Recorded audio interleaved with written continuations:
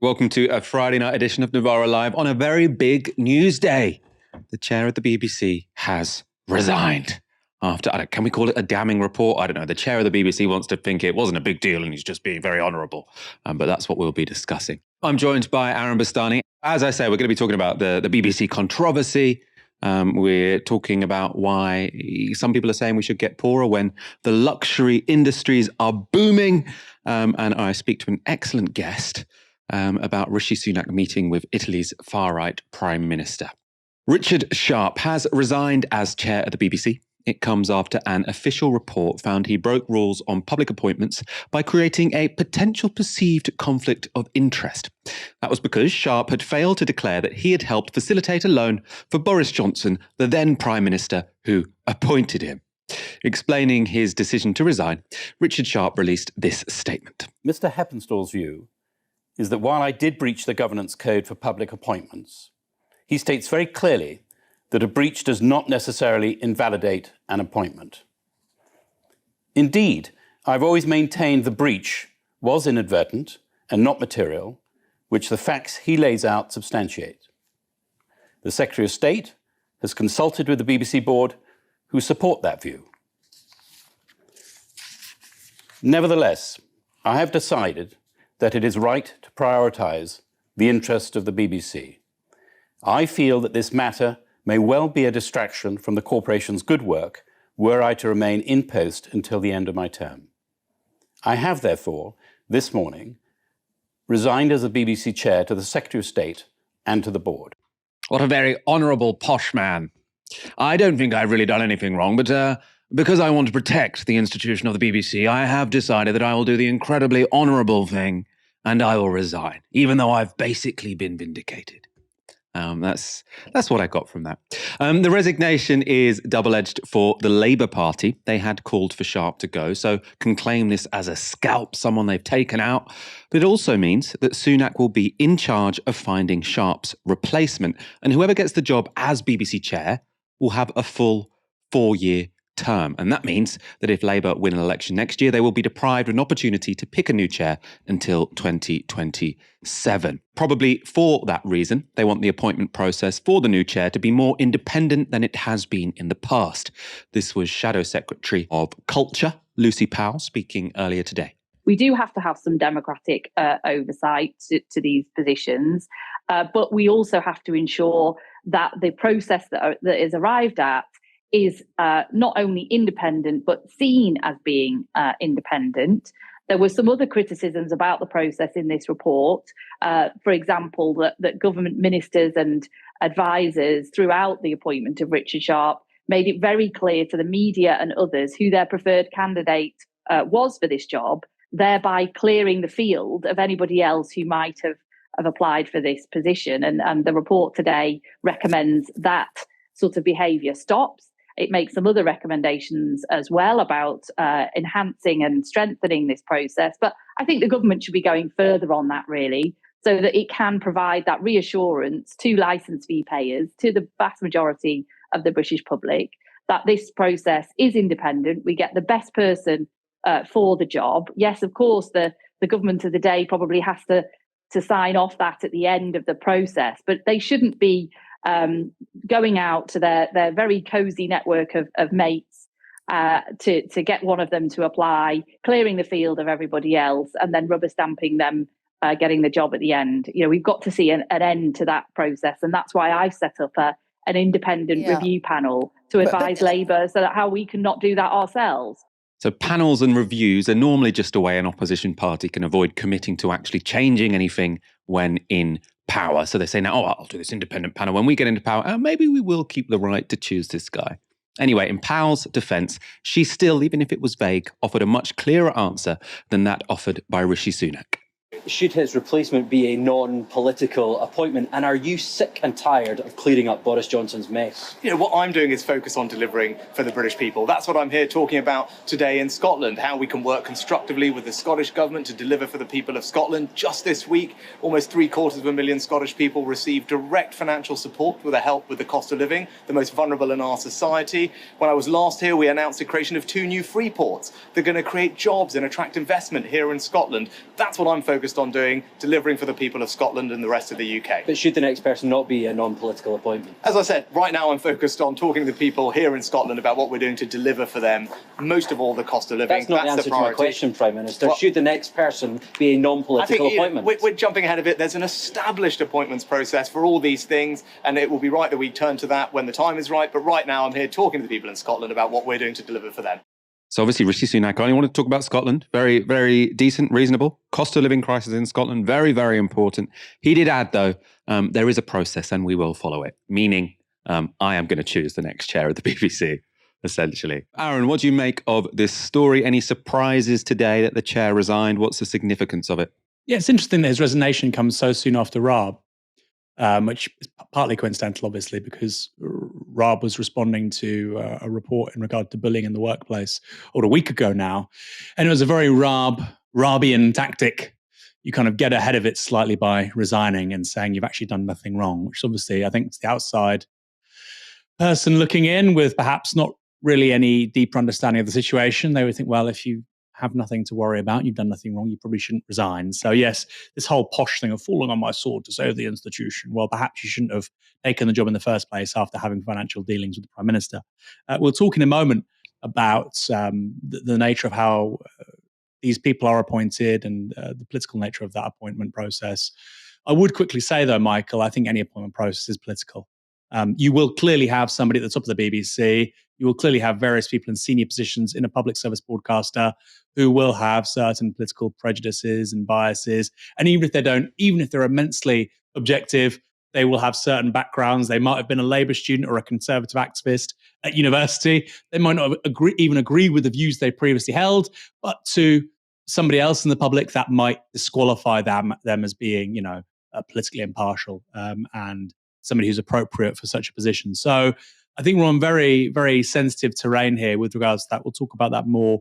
But I would say this idea that you can have apolitical appointments for senior positions in public service broadcast, easier said than done. There are potentially degrees of independence. So there's sort of, someone who has a political opinion who then tries to act as neutrally as possible. And then there's, you help to arrange a loan for the Prime Minister. We should say the financial dealings between the Prime Minister and Richard Sharp, it wasn't that one of them lended money to the other. It's that Richard Sharp introduced the person who ultimately, or who we think ultimately lent the money to Boris Johnson, because I think this is still rather, we don't know the full extent of everything that's gone on, but he introduced him to the head of the civil service. All rather confusing, but in any case, this guy was involved in Boris Johnson getting a loan. Aaron, they're talking about how this appointment should be made. Can it ever be neutral? Someone who has voiced their opinion today is Gary Lineker. The BBC chairman should not be selected by the government of the day. Not now, not ever. And Dan Hodges, somewhat less significant than Gary Lineker in all of this probably, just like to point out again that there is no such thing as an independent chairman of the BBC for as long as the chairman of the BBC is appointed by the government. Dan Hodges, of course, columnist from the Mail on Sunday. Aaron, I suppose you're potentially disputing this claim from Dan Hodges, are you? He's saying there is no such thing as an independent chairman of the BBC for as long as the chairman of the BBC is appointed by the government. You think there is just no such thing as an independent chairman of the BBC? No, I think both those statements are true. I think you could have even a sort of independent appointments process, which is independent of the government. And by the way, those are very rarely independent of the government. Most things that we're told which are independent aren't actually independent. So, for instance, with the pay review bodies in this country, we have 8 or 9 pay review bodies, the public sector. They cover millions of workers. And we're told these are independent pay review bodies. They're selected by either the Prime Minister or the relevant senior ministers. So that's in regard to the composition of these pay review bodies. So it's very difficult to say a pay review body is independent when the people on that pay review body are literally chosen by senior ministers and the Prime Minister, i.e. the government of the day, i.e. the executive. Very hard to understand really how even you can, even with a straight face, refer to that as independent. So clearly that kind of thing is not independent. I would go slightly, which is what, sort of Dan Hodges is intimating there. Those kinds of processes can't lead to political independence. But I would also add, Michael, I think, look, in the 21st century with social media, everybody's got a digital archive, everybody's got a digital footprint. You look at their sort of activism as students, you look through you comb their tweets, their likes. They were in a photo once with this person. There was a great quote from Robespierre. I can't remember the exact words. He said, "Show me 6 lines of a man and I'll be able to find enough in it to hang him." which is to say that, you go through somebody's life and their biography and their works and deeds and words enough, you will find something to say you are disqualified from this job, you aren't sufficiently independent. So I think it's a very dangerous road to go down, saying we have to have people who are completely political and partial, because generally speaking, those people either don't exist, or if they do exist, somebody somewhere can find a sort of hole in their CV and a gap in the logic. But then secondly, in terms of how the government does it, I think that's a major problem. I mean, look, we can talk about how appointments are done. This is just how democratic systems work, right? We invest significant amounts of power in legislators who are in the legislature, in the Houses of Parliament, in the Commons in particular. We invest a great deal of power in legislators and the executive, i.e. the government, because we vote for these people ultimately. That's how the system is meant to work. And I think a lot of this kind of stuff is noise. I don't really mind quasi-political appointments of various positions. Obviously, they shouldn't be like this was with Sharp.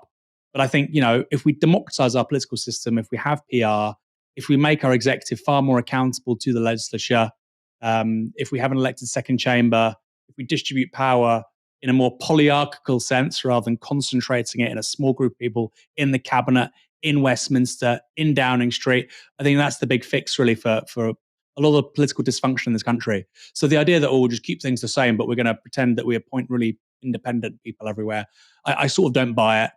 And basically, you just end up in a situation of like a permanent air war between the left and the right. The left bashes the right's candidate, the right bashes the left's candidate. I think it's quite wishful thinking, frankly.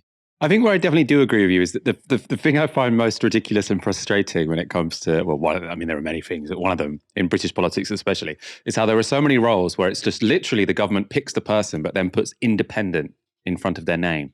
So, you always see John Mann, the government's independent anti-Semitism advisor. He was just picked by them. There is no way by which he is an independent force separate from the government, because they just picked them. It's the same with the Prime Minister's independent ethics advisor. It's just someone he appointed to mark his own homework, but they put this very misleading independent word in front of it. I suppose in terms of what practical way could one create a BBC which is a bit more independent from the government, I think from my perspective, key things would be give it a much longer term charter. So I think the idea that the BBC charter, sort of how much money they get, the mechanisms by which they get that money, that being controlled by the government of the day, means that there is just this sort of Damoclean sword that any government can hang over the BBC. I think we see that very clearly at the moment. We saw that with Boris Johnson's government sort of threatening the licence fee, basically saying you better stay in line. Otherwise, you're going to be in trouble. And I think probably that's why we saw people like Lewis Goodall essentially getting kicked out and sent to LBC, because they said, you've got some troublemakers in the BBC, and if they stay there, your funding is at risk. They use a language of impartiality, but basically they're saying you're being too critical of us. So I think if you gave them a longer charter where they knew that our funding is secured for 20 years or 30 years or whatever, then they can be like, well, we genuinely can be independent. I suppose the other option is, I know you said it won't be apolitical, but if you have a cross-party mechanism to employ the person, that could make them a little bit less partisan. Although we do know that, the majority of the legislature, as we saw with Jeremy Corbyn, I mean, you can have the whole parliament essentially unite against anything which is outside the realms of what they like. So it might not be representative. Could you also have some sort of trust system, I suppose? I mean, if you had each government gets to appoint one person on a trust, then it would have a bit more sort of long-term independence and its own identity than just the government of the day pick the top guy each time. I mean, your thoughts on those potential suggestions, Aaron? I think that's a really smart way of doing it, Michael, by committee, right? But of course, when you do things by committee, it can get very messy, Michael. We know that on the left, we do everything by committee. So I think that's probably a sensible way of doing public appointments through the legislature.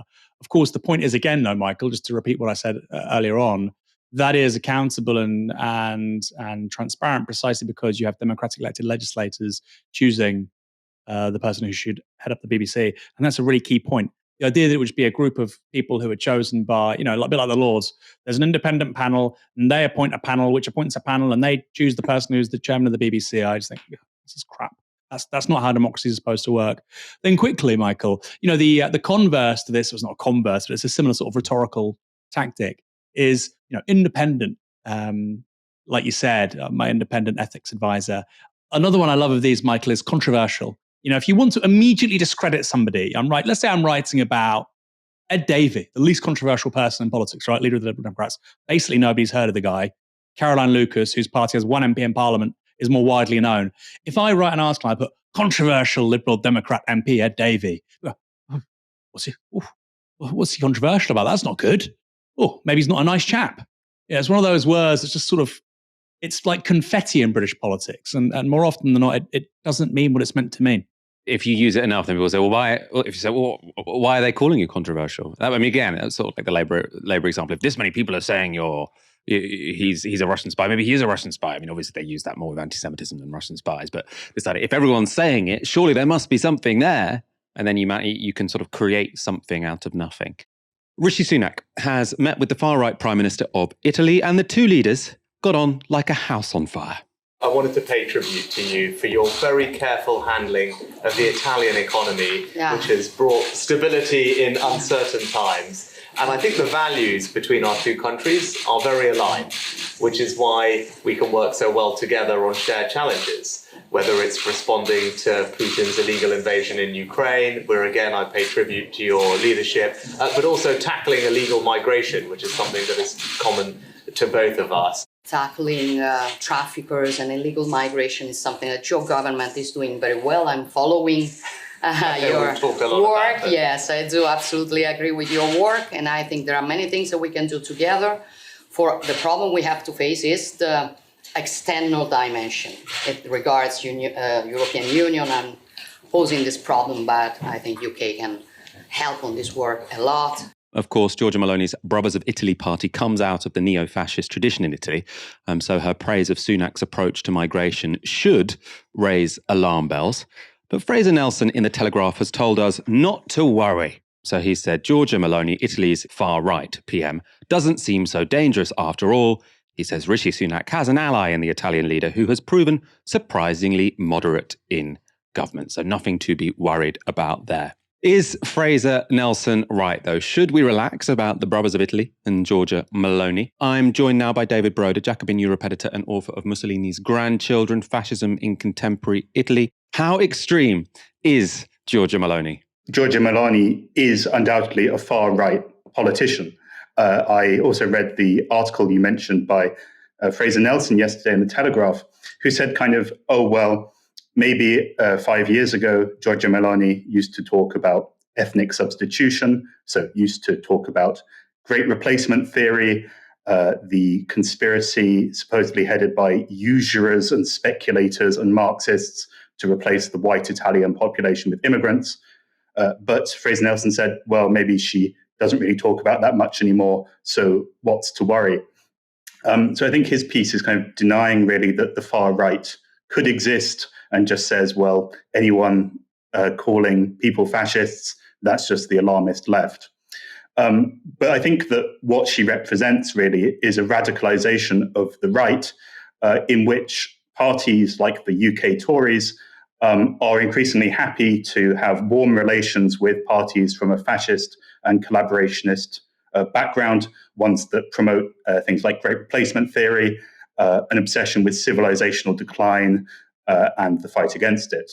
Only last week, we had a minister of Meloni's government, indeed her brother-in-law, again warned that Italy needs to boost birth rates in order to avoid surrendering to ethnic substitution.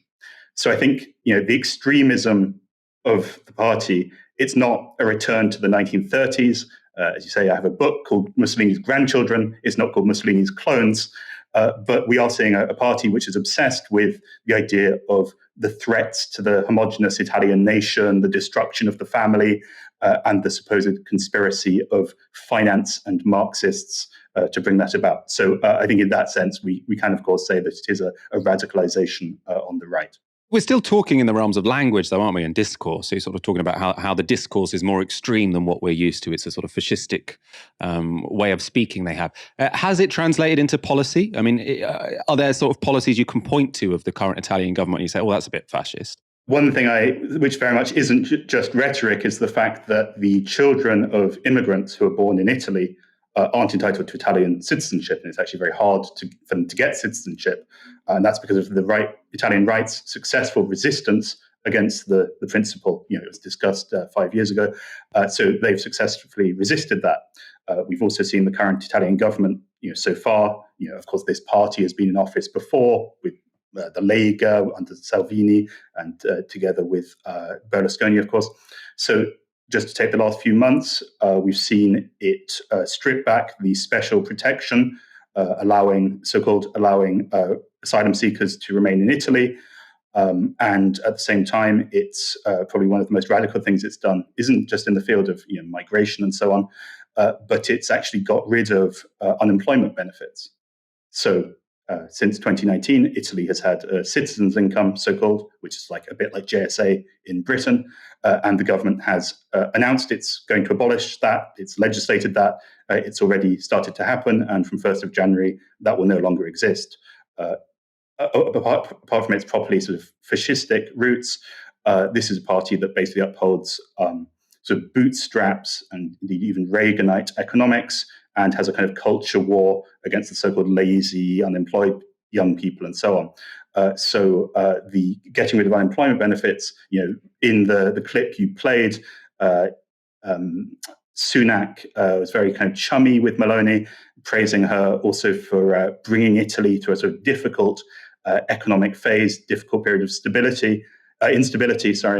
But of course, it's not providing stability for the millions of people who are going to no longer be able to receive benefits when they're unemployed.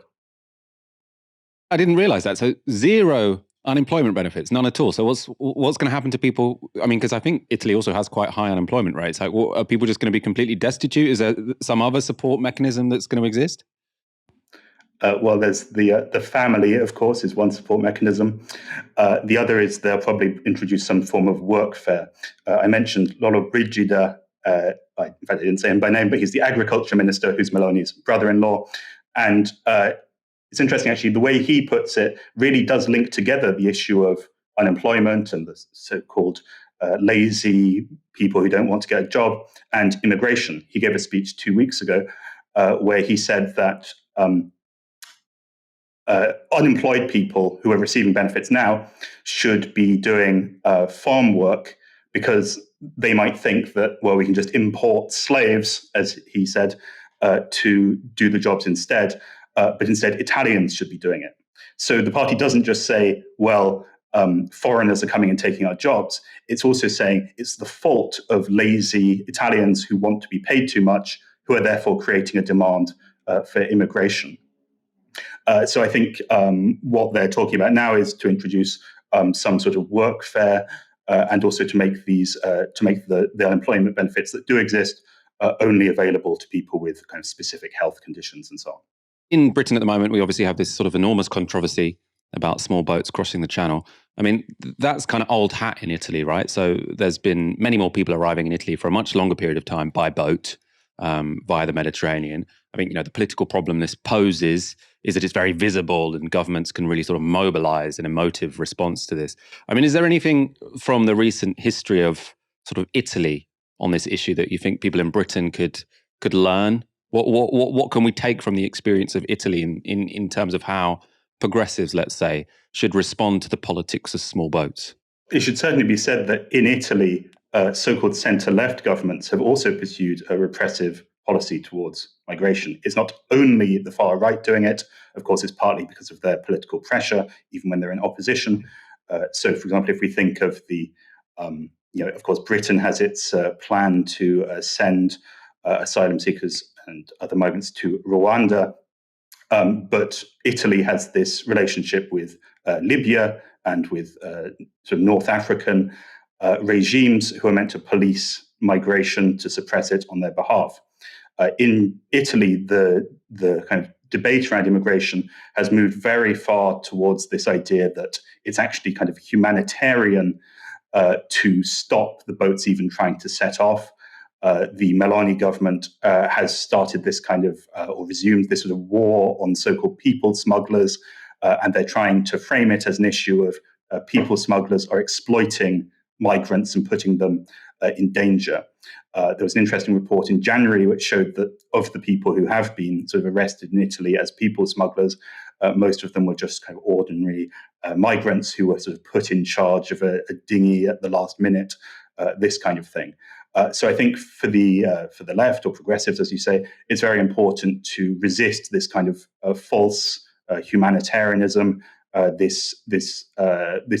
argue, of course, for safe routes for migrants to reach Italy in this case, or in Britain for you over there.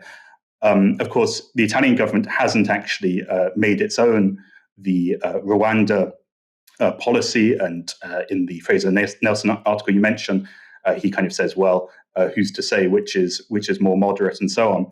But of course, firstly, there is repression of migrants coming to Italy, also thanks to relations with various kind of North African states and Turkey as well, of course.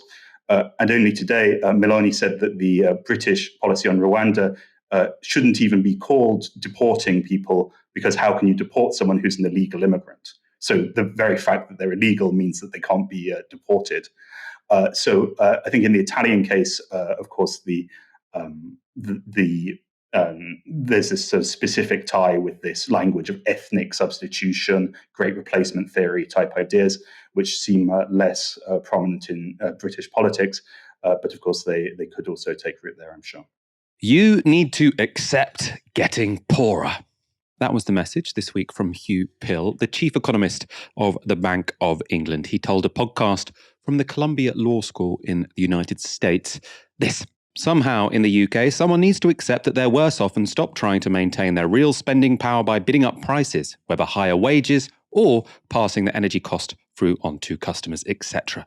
And what we're facing now is that reluctance to accept that, yes, we're all worse off, and we all have to take our share to try and pass that cost on to one of our compatriots and say, we'll be all right, but they will have to take our share too. That pass the parcel game that's going on here, that game is one that's just generating inflation, and that part of inflation can persist. So that's his message. If we all try and maintain our incomes, then we'll all lose out. Now, to be fair to Hugh Pill, he did point out that businesses as well as workers should be accepting less money. So he says that they shouldn't pass on energy costs to consumers. So presumably he's saying they should take a hit to their profits, which is reasonable. I'm not sure how much the Bank of England is doing to ensure that can happen. I suppose it's more of an issue for central government. In any case, the comments have, again, very understandably, infuriated many people in Britain. And that's especially because we're seeing headlines like this: Britons need to accept they're poorer, says Bank of England economist. And that comes in the same week as headlines like this. This is the FT. Will the extraordinary boom in luxury goods ever end? So one day we've got Britons need to accept they're poorer. Then we've got the FT. Will the extraordinary boom in luxury goods ever end? So that sounds like there are certainly a few people accepting they still are very much not poor. The injustice of it all wasn't lost on the audience of Question Time this week. This intervention was especially strong. We were told after the last financial crash, like 10 years ago, okay, you have to put up with like no pay rises for now. So it's been 10 years on. So my generation, so I would have graduated about 2010, we've never had a pay rise in line with inflation. Like people are putting off having families, buying homes, all of that stuff.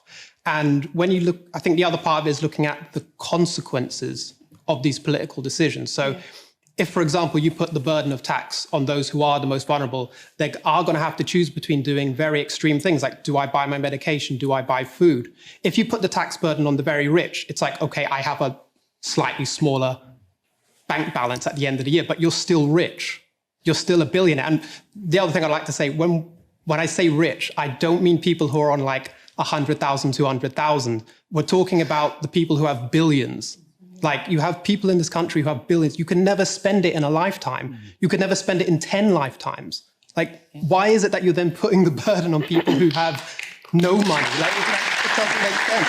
If it's an annual income of £100,000, that does make you rich. And I think the tax should be higher on you. But I mean, the broader point is correct. And I think especially pertinent when we're looking at luxury goods companies booming. He's saying that if we tax billionaires, they're not going to notice, right? I think the reason luxury goods are booming is because there are so many people with so much money to spend. They need something to do with their money, so they end up buying luxury goods, especially which sometimes they think might increase in value. That's extraordinary, isn't it, Michael? And you've talked about Louis Vuitton's parent company there, the most valuable company in Europe. There are other ones too. You look at, for instance, I think Dior, they're in the top 10 companies in Europe by market capitalization. Hermes is worth $225 billion. Dior's worth $165 billion. Their value is just rocketing up. You had, I think, the managing director of Harrods say last month, business has returned to pre-pandemic levels. They say statistically, people just get, the rich get richer in a recession. That's just how it is. Well, it's not necessarily how it is. It's how it is right now. So you basically have open admission by the 1% here, managing director of Harrods, saying that actually this recession is working out just fine for them. And to add what you said there a moment ago, Michael, the rich don't just spend their surplus money on luxury goods. Even worse, they spend the money on assets. So they've got too much money to spend. They literally can't spend it quickly enough, as that gentleman said there. Not just billionaires, millionaires too. What do? They buy assets to generate more wealth, to generate more incomes. Now, of course, that can be forms of, national debt, sovereign debt, US gilts, British gilts, US treasuries. It can be precious metals, but it can also be things like bricks and mortar, buildings. Because being a landlord is still just about, even though interest rates are high, especially if you're buying a place cash, it's actually quite lucrative. It is not good for the majority of people, for a minority of the ultra rich to get wealthier and wealthier and wealthier. There was this sort of platitude really for the last 40 years. Well, we're going to permit income inequality to rise if it means that the very poorest also get richer, right? The rising tide lifts all boats. Sounds good, but in reality, that's not what happens. You create a layer of the ultra rich. They literally have too much money to spend. They invest that in assets. Those assets have to find returns. They find returns by impoverishing other people, right? By driving up the cost of rent because you're buying a house and you become a landlord. Or they drive up the cost of university accommodation because people are buying stocks in these giant building companies that specialize in building something called purpose-built student accommodation, PBSAs. So it's very, very, very bad with regards to that young man. I just do not understand how, yes, of course, he was applauded. Some people are just older men, it should be said. I'm not saying all old men are right-wing, but it should be said. It's an observation. They were just sat there not really clapping. I do not understand how people cannot say or grasp the fact that billionaires and millionaires need to be paying more money in tax. It is good for everyone. Even if you're a pro-competition, pro-liberal market capitalist, it is good for what you want. This is not a stable situation politically, and it's leading to economic inertia. So well done, that man. And as you've said at the top here, the fact that luxury brands are seeing their value just go up and up, clearly we're not all getting poorer. I mean, you kind of reminded me, actually. I suppose the one silver lining to the boom in luxury goods is it's better for the rich people to be buying luxury goods than to be buying our houses. Because it is, at least I'm not really competing with them for Dior bags, but I would be competing with them for somewhere to live in London. Obviously, getting them to pay taxes would be much more useful than getting them to waste their money on Dior bags. Let's look in a bit more detail at the Financial Times article on luxury brands that I showed you the headline of earlier. And this is how the article starts. Sharon Wong had decided she had earned a little indulgence as she browsed at Louis Vuitton in La Samaritaine, I don't know if that's how you pronounce it, department store, one of Paris's marquee luxury shopping destinations. It's expensive, but I've been thinking about it for a few months, the 30-something marketing manager from London said as she examined models of the Petit Sac Blanc, a small rectangular bag which costs about €1,500. I save a bit. I think about them as investments. The top names will always have value, especially the styles with history. Around the corner, they write, a clutch of suited Italians and a German family milled in the lobby of the 5-star Cheval Blanc Hotel, where rooms start at about €2,200 a night, and staff said occupancy was running at 70% and above. The hotel, La Samaritaine and Louis Vuitton, have one thing in common. They are all part of LVMH. The family-controlled luxury conglomerate was built into a powerhouse by Bernard Arnault through serial acquisitions since the 1990s, giving his family a fortune that is now worth about $212 billion. Of course, while some of that success of the luxury goods market is down to the rise of the middle class in countries like China, so not necessarily a story about inequality here, it is also a story about inequality here because it is driven by the rise of the super rich in Europe and America as well. Charts from the Financial Times show year-on-year growth in revenue from different world regions.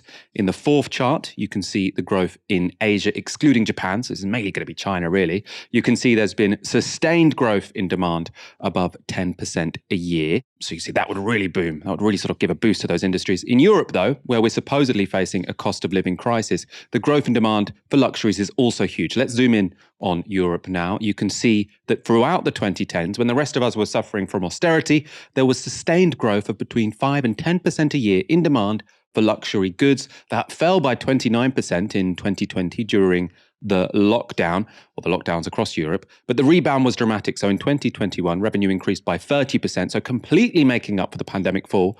Then in 2022, it rose by another 35%. So all of those losses were made up in a year. And now revenue is a third higher than it was for the pandemic for luxury goods.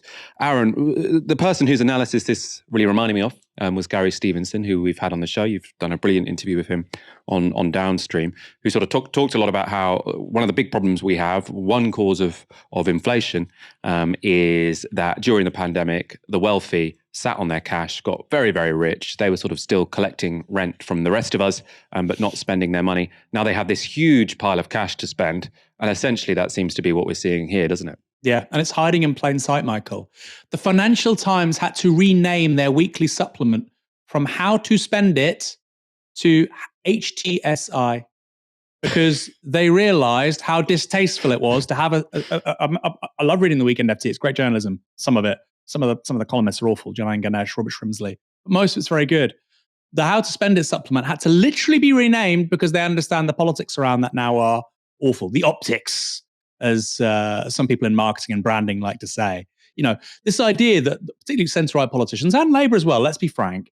So, look, it's easy to talk about billionaires and millionaires. It's really easy to make them sort of these cartoonish villain characters. Jeff Bezos literally can't talk because his face is so puffed up from taking human growth hormone and testosterone and Botox. He's literally going into space with, Captain Kirk.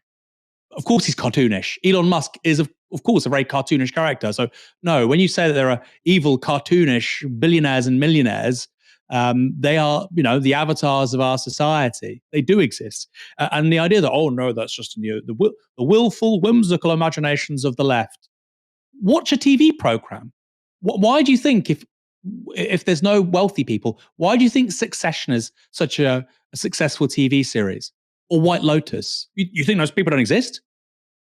It's just they've been made up by some screenwriter in Hollywood? No, that is accurately depicting a runaway class of billionaires and millionaires, particularly in Anglo-America, who have too much money. They have so much money, they literally don't know how to spend it. Kendall Roy is literally a critique of the society that we live in. Logan Roy, played by Brian Cox, and Brian Cox is quite explicit about this. These are awful people. These are literally the worst human beings in our society. Those people exist. Rupert Murdoch has billions of pounds. His children will inherit a huge fortune. What did Murdoch do? What's his legacy? His legacy is fundamentally holding back action on climate change by several decades and building in populist right-wing hegemony in countries like the UK, Australia, and the United States for 30 years, which frankly means that all of these countries are in long-term political and economic decline. And as a result, he's a billionaire. So, yes, there are very wealthy people, despite what centre-right, centre-left, purportedly centre-left, centre-right, let's be frank, they mostly just agree on the rich getting richer. That's what both parties should be called, the rich getting richer parties. Despite what they say, oh, there's actually not that much money around. There's a hell of a lot of money around. It's on Amazon. It's on HBO. It's in the market capitalization figures of firms like Louis Vuitton and Dior and and it's in the literal words of the managing director of Harrods when he says that in a recession, the rich get richer. He's not saying that for fun. He's not a socialist. He's not pals with Mick Lynch. He's saying it because it's true.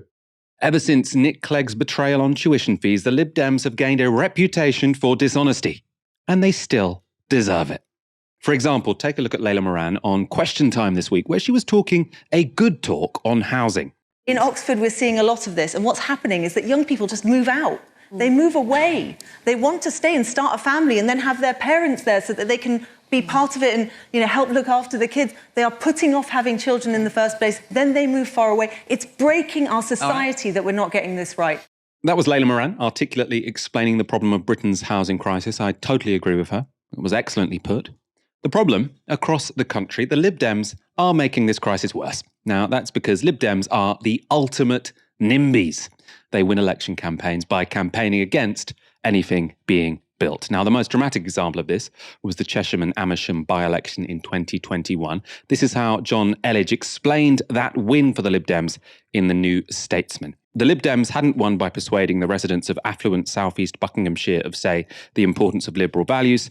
Green's victory had been built largely on opposing both HS2, which passes through the constituency, and the government's planning bill, a developer's free for all. The voters of Chesham and Amersham had not suddenly opened their eyes to the true horrors of the Conservative government they had hitherto supported.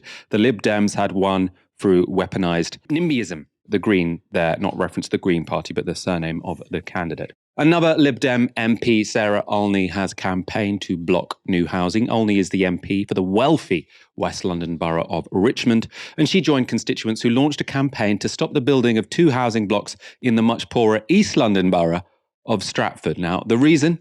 It would block their view. The campaign was launched because the new housing block, which was due to be built in Stratford, would apparently ruin a view enjoyed by walkers in Richmond Park of St Paul's Cathedral. And for anyone who has any knowledge of London, you'll know Stratford is a very long way away from Richmond. It's 15 miles away, and it's on the other side of London to St Paul's Cathedral. So this opposition to tower blocks being built in an area with a shortage of housing and poorer residents in West London was that they might be able to see it in the background of St Paul's Cathedral. So it would undermine the panorama they enjoy from the beautiful Richmond Park. Layla Moran herself has campaigned against new housing developments in her constituency. In 2015, she tweeted this: "I'm campaigning to protect Oxford's green belt from piecemeal development. Here's why." The link you can see there goes to a video which includes this moment. Conservative and Labour alike are proposing 1,500 houses to be built on the green belt around Oxford. This is part of a plan to build an extra 100,000 houses in the county during the next 15 years. To put it into context, that's a 40% increase on the number of houses at all in the county. The Labour and Conservative council leaders across Oxfordshire are planning to have a Greenbelt review. I am calling for them to make sure that this is done in a public forum. Groups across our constituency are saying that they don't feel they have a voice. We need to make sure the review is fully open to the public and transparent, so people feel truly involved in their own communities.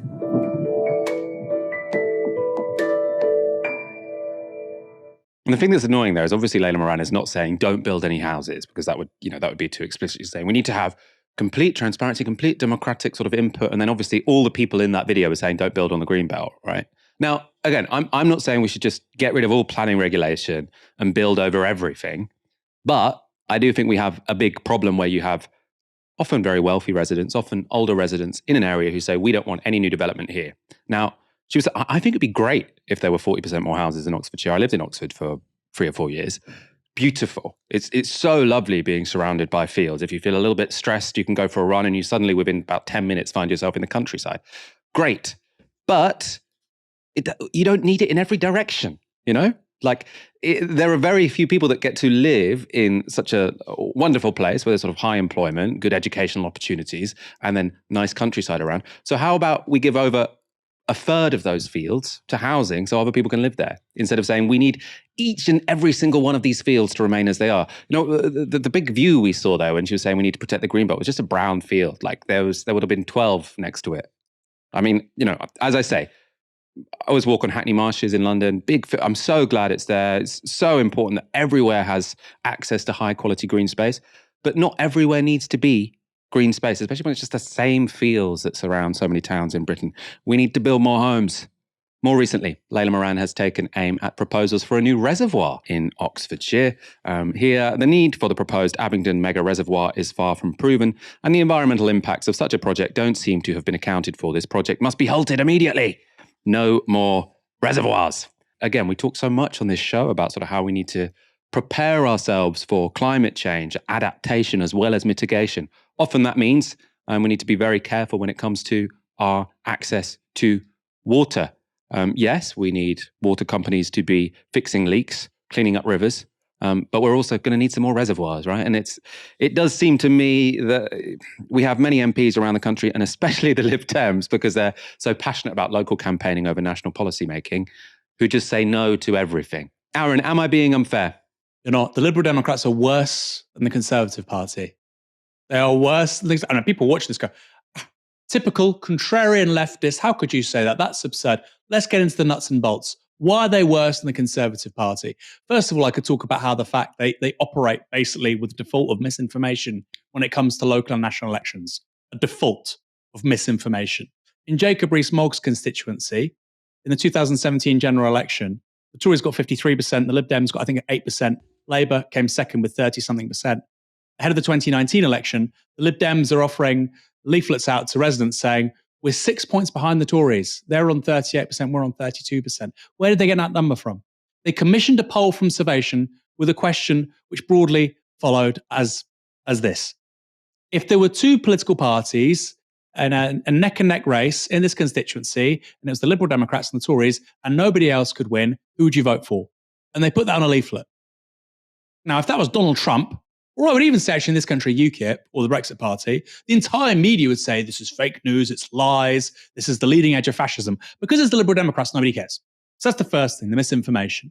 But secondly, and it gets to the heart of this issue here with regards to housing and NIMBYism, they don't have any politics. They don't have any politics. So they go and see Conservative voters in a Labour Lib Dem marginal. They say, we've got to keep Labour out. Then they go to Labour voters in a Conservative Lib Dem marginal. They say, we've got to keep the Conservatives out. So they claim to be progressive to Labour voters, and they claim to be centre-right towards Conservative voters. It's like Jekyll and Hyde being in the same political party, and all they can agree on is 5p charges on plastic bags and proportional representation. That is not a serious way to operate a political party. So they literally don't make any sense because that's in the DNA of the organisation. Furthermore, 2011, Nick Clegg, there is a video of him saying, well, we don't need to build new nuclear capacity because that won't come online until 2022. Michael, electricity costs went up in 2022 by 60% plus because we don't have enough domestic capacity in this country for things like renewables, i.e. wind, solar. But let's be real also when it comes to baseload, nuclear. So these people don't think beyond a parliamentary cycle. They don't think in terms of solving national problems. They are always constantly reacting to an objection being made by a local resident. You know, I saw a leaflet by a Conservative councillor, a Lib Dem councillor, and he said, these are my accomplishments. And he listed them off on the leaflet. It was all blocking stuff. It was blocking infrastructure. It was blocking housing. It was blocking expansion to, flats or, a telephone mast. Now, look, I understand for councillors, that's a lot of casework. But the whole reason for you to be in politics can't be to block stuff. You also need to do stuff. You need to build stuff, make stuff, solve problems. But that is not how they view politics, Michael. And I know this is going to be very hard for some people watching. And they, like I say, I've explained all of that and they still might not believe me. But in terms of long-term planning, in terms of fairness and truth-telling while campaigning on the doorstep, and in terms of actually offering people something propositionally, they are the worst party in this country. The Tories want to offer you lower taxes, although they're not really doing that right now. Labour want to give you better public services, although the same applies there too, right? But at least we broadly know what these guys stand for. The Lib Dems, it's neither. It's inertia. It's managed decline. We have managed decline in this country, but the big two will say that's by accident. We don't want that to happen. Whereas with the Liberal Democrats, that gets to the heart of what they are as a political project. To finish, there's been some big news today in terms of the struggle for proper public sector wages in the NHS. The story is one of division. That's because today Unite voted to reject the government's NHS pay offer, while the GMB voted to accept it. As you may know, the Royal College of Nursing had already voted to reject the offer against the advice of their General Secretary, Pat Cullen. Unison has already voted to accept it. So, couldn't be more divided in a way. The health unions will next week come together to vote on the offer. The system functions like an electoral college with each union's vote proportionate to the number of their members. The maths suggests they are expected to narrowly accept the deal. That means that the government will pay the raise. Well, obviously it's a real terms pay cut, but they'll pay the money as agreed. But that won't stop the RCN and Unite going ahead with further strikes, or it's very unlikely to at least. And this was Unite national leader Onay Kassab speaking earlier. Here's what we will be doing. We are now preparing to escalate. We look after our members and we want to look after the NHS. So we'll be preparing now to escalate the action. We'll discuss with our representatives, discuss with our members. We're taking action on the 1st of May and the 2nd of May, but we will now look to take the necessary action, the necessary escalation to bring the government back to the negotiating table. In contrast to NHS workers, the education profession is, as it stands, showing itself to be incredibly united. The leaders of the National Education Union and NASWA, which represent rank and file teachers, and the leaders of the ASCOL and NAT unions, which represent head teachers, they today, all four of them, gave a joint press conference announcing their intention to take coordinated strike action in opposition to the government's current pay offer, again, a real terms pay cut. And this was ASCOL's Jeff Barton. I never thought I would be sitting talking about the fact that 24,000 ASCOL members, those eligible, have said to us, we reject that pay deal and we want a formal ballot for strike action. Not for action short of strike action. We've rejected that because action short of strike action won't send out the seriousness and the urgency of the message that the government in its parallel universe appears not to be hearing at the moment. We went into those talks in good faith. They were bizarre and surreal in many times. But what we did, and you won't have seen it, but we saw it, we did not play the union barons. We gave an absolute evidence-based case that unless you, the Secretary of State, and you, the Schools Minister, and you from Number 10, and you from the Treasury, start to understand the serious crisis that the people we represent in leadership unions and the people the teacher unions represent, that we are unable to recruit those people, we're unable to retain those people, and the workload issues need to be tackled. That was the case we made, and we provided absolute evidence for it, and yet here we are, finding ourselves where we are. I run a leadership organisation. If I was leading a school and I had a crisis between me and some of our staff, I would pick the phone up and I would say, what do we need to do behind the scenes to sort this out? And the nation's parents are watching on and saying, why is the government not trying to sort this out? Of course, I can see in the comments people saying 130,000 civil servants also on strike today. We will, of course, give you updates when it comes to how those negotiations are going. As far as I understand, there weren't developments in terms of the negotiations today. It was just well, not just strike action, but it was strike action, which we knew was going to be taking place. Two very different stories here. Now, I don't particularly read this as there being more unity in the education profession than there is in the healthcare profession. I think it's probably more about the phase at which these actions have found themselves in. Obviously, the NHS dispute been going on for slightly longer. The nurses does seem quite complicated now, doesn't it? You've got half of the unions who've accepted the pay offer, half of the unions who haven't. As I say, in the Electoral College, which they'll all come together in, it seems that a majority will vote to accept, but that doesn't mean that the nurses, and I think it's especially ambulance drivers or ambulance crews who are part of Unite, that doesn't mean they will automatically fall in line and then accept it. They might still be going out on strike. I mean, what do you make of this? I think that's right. I think, sadly, in this instance, the division is going to really undermine powerful industrial action and probably will undermine their ability to get the pay rises they want. I think that's inarguable. But the long-term issue here, Michael, is that we have a shortfall of around 46,000 nurses, midwives in this country, 46,000. And we're not going to make up for that shortfall in terms of recruitment until we significantly improve pay and conditions.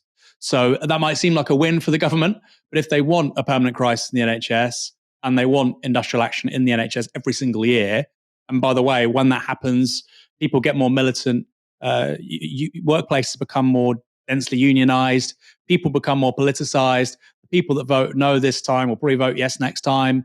This is not a long-term winning strategy for the government when it comes to recruiting staff in the NHS, keeping hold of them, and dealing with this as a political issue. I think fundamentally their long-term strategy is underinvestment in the NHS and broadly destroying it. I think that's the long-term strategy over 10, 20 years. I think they want people to drop out of the NHS who can afford to drop out and who then go into private provision.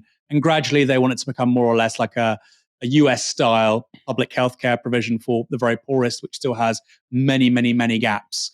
So yes, in the short term, it's obviously it's sad. It's not good news, but I don't think really it changes much in terms of the long-term fundamentals. Then, secondly, with regards to the leader there of effectively the union for head teachers in secondary schools and colleges. I mean, wow, Michael, we're at this extraordinary stage now where the Conservative Party is taking on the bastions, the historic sites of conservatism in British civil society. Lawyers, doctors, head teachers, these are people who are meant to be, or they were, the sort of identikit, archetypal Tory voter for decades. And now they're not just, expressing dissent towards the Conservative Party, they're going on strike. And I think that's going to really undermine the Tory base in the long term. It's clearly changing as well, of course, becoming far less southern, far more northern. It's not northern. It's important to say Labour still has a majority of places like the northeast, the northwest, but it's becoming more northern, much less southern, and it's trying to appeal to a different kind of demographic. C2DEs, i.e. the sort of wealthier parts of the labour market who own their own homes and obviously who tend to be a little bit older. But this is a major, major shift in what the sort of paradigmatic Tory voter looks like. And I think long term, Michael, I really think this now.